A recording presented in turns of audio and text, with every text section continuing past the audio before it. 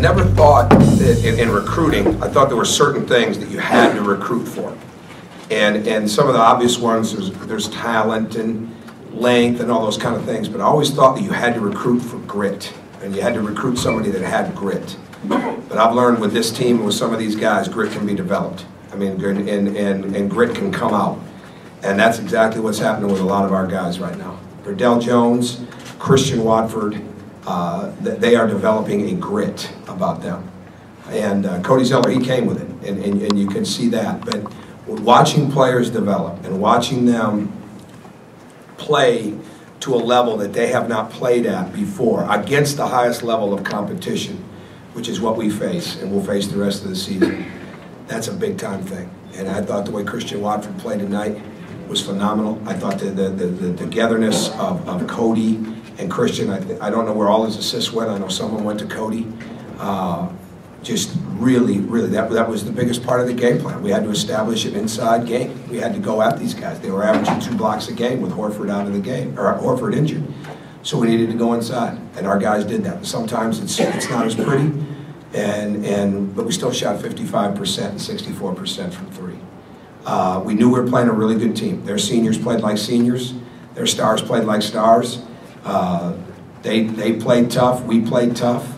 And we could never get separation the way that we needed to. And some of that was us, some of that was them. But the bottom line is, this team gritted it out again. They toughed it out, and they found a way to win. And again, with having a guy that is such a big part of our team not be out there, but to have Derek Elston, it seemed like he got all the big rebounds at the end of the game.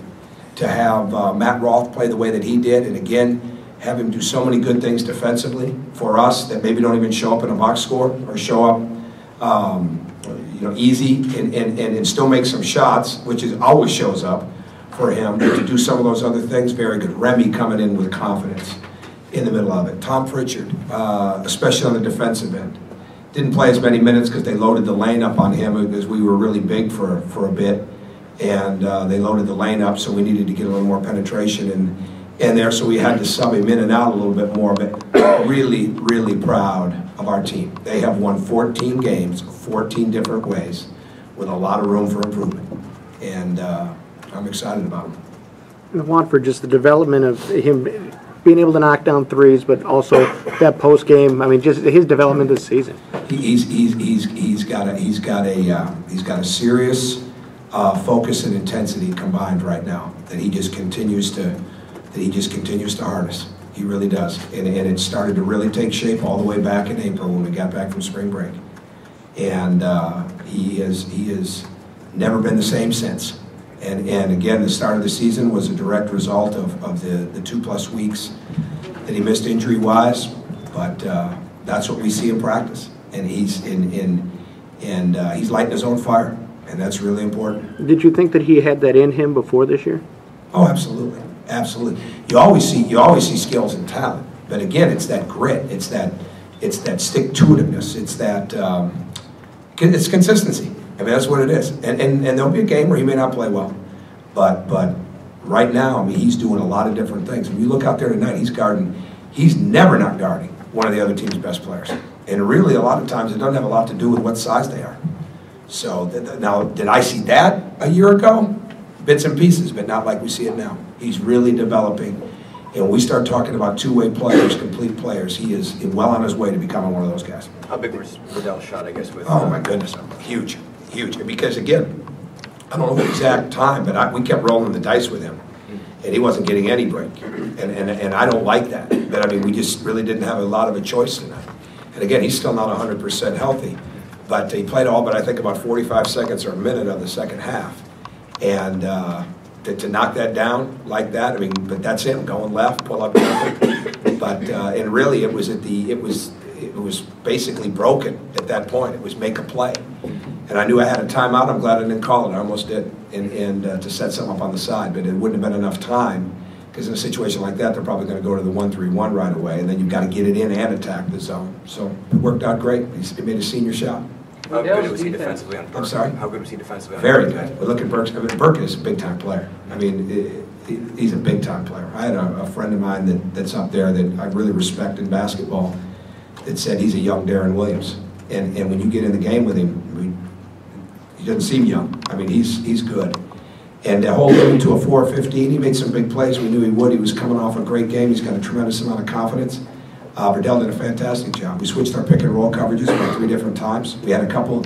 This is a hard game plan because you're getting ready for their team and what they do. And they run so many different things. I mean, Benny Seltzer's going to need a 48-hour nap after all the stuff that he's gone through for this team. But you're also getting ready for all the talent of the players. And it's not like these are one-trick ponies. These are guys that have a lot of skills.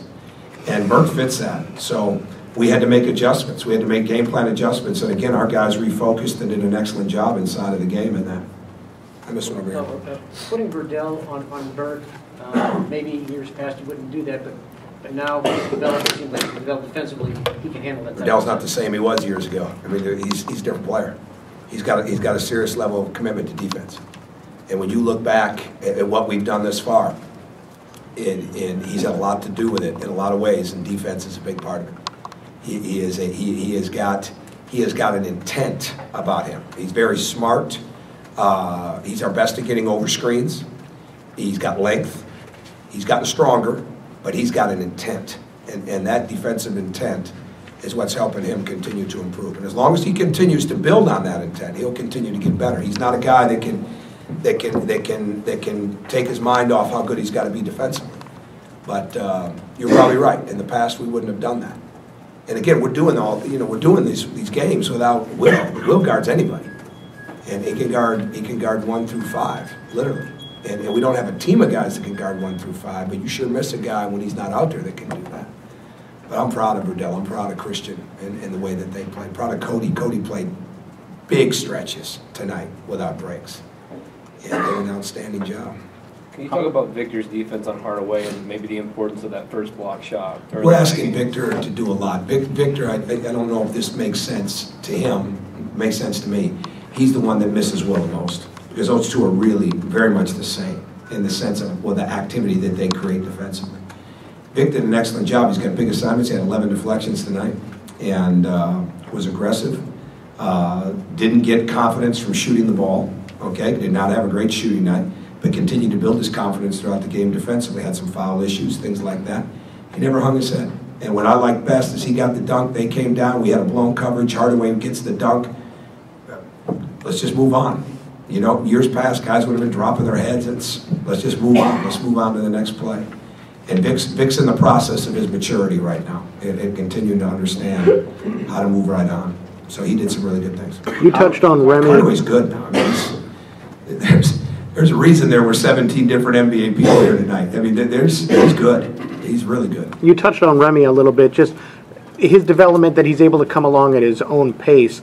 I mean, how is that coming along? We're hard on Remy because we have high expectations of him being a leader in this program and being a defensive leader and being a really good on the ball, and the drop of a hat happen to be even better off the ball and those type of things. We're asking a lot of him in practice, and when he goes into the game, I mean, he's making improvements all the time. He really is. And Remy's fearless now when it comes to shooting the ball and driving the ball. So when he makes a shot, that's not surprising. He really did a good job in the defensive coverages today. Have you seen Cody and Christian's chemistry kind of develop down low? Well, I think you've seen it, right? Everybody's seen it. I mean, it just continues to get better. They look for each other, and they command a lot of attention. And we spent halftime reviewing the double team, and that came, I think, once late. And because we had a whole package, you know, ready to attack there, if they came with the double team a little bit more with those two. So I think they're both willing passers. They're both high-level players, and they see. I mean, they see. Okay, and Christian his passing and his vision and his looks have improved tremendously. And as we've always tried to convince him, the better you see, the more you look, the more you're going to score. And the better defender you become, the more you're going to score. And tonight's living proof of that. Tom, was tonight Christian's the best all-around game he's played? Oh, I don't know. I mean, I have to watch the film. I think Christian continues to get better. I don't. Every once in a while, I'll throw one of those out where it'll stand out to me. He's just continuing to get better. He really is. He's really getting better, and It's fun to see because he's got high goals, and now he's got a matching work ethic. Going back to the defense, I'll go over there next, go ahead. going just back to the defense on Hardaway, he played pretty well, but shot 0-7 from 3. He struggled there past few games. Is that kind of a part of the game plan, making him shoot those? No, threes? oh no, absolutely not. You don't ever take a guy like that, and he's too good to lay off one area. I mean, their game is, and it was like this with Ed Manny Harris. It was like this certainly with Darius Morris. Their game is built on pick and roll, and they want you to help. I mean, and they're really, I saw it in John's comments from Ann Arbor. It makes a lot of sense. They're banking on you playing 2-on-2 in that lane, and you can't do it. You've got to have help and recovery.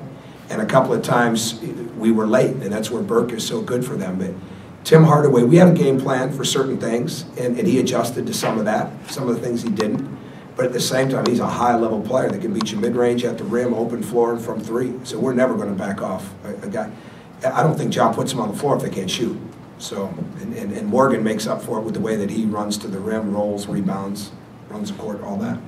Riddell moved the front end of that one-on-one, said it was still eating at him when he guys came in here to talk to us, and that he planned on going out there and practicing. Well, that's why he's a good player. Yeah. I'm not into watching Riddell beat himself up. I'm into watching Riddell improve. That young man has got a lot more to give, and our job is to keep convincing him of that. To watch his improvement year after year. We forget sometimes how many points he scored in this program, and came in here at 162 pounds. He epitomizes the improvement of this program and how mindsets grow and change, and he absolutely wants to leave here a winner. So that's why it bothers him. But we wouldn't be in this position without the way he's playing. You seem almost more proud of the team for this win than the Ohio State. No, don't read that into it. I'm not. I'll watch the film. I'll make corrections. I'll be critical. I mean, it's as I tell them all the time. My job is to see the moment, but my job is to see around the trees and around the corners and keep raising their standard. These guys are doing a lot. They're doing a lot. There's not a lot of breaks in here. And again, when you're doing it a man short that can play 30 minutes on any given night, and you're asking that much more of guys at the drop of a hat like that, I'm proud of their work ethic. I'm proud of their focus. And you just got to continue to focus and refocus. And that's what we've just got to keep getting on. But this was a big-time win. This was a big-time win tonight because that's a really good team. And we didn't play great. But we found a way and we gritted it out. And I don't mean just gutted it out, we gritted it out, that we were gritty. Last question. Coach, you talked about improvement. What's the one thing you'd like to see this team improve on between now and March? I can tell you, but it doesn't have anything to do with what we need to do to beat Penn State. So that doesn't even bear me answering, no offense. I mean, we got to get ready to play a team that just beat Purdue by 20, right? Yeah. That's where our focus is. Well, I want to see what we can do to get better between now and Sunday. All right, thank you.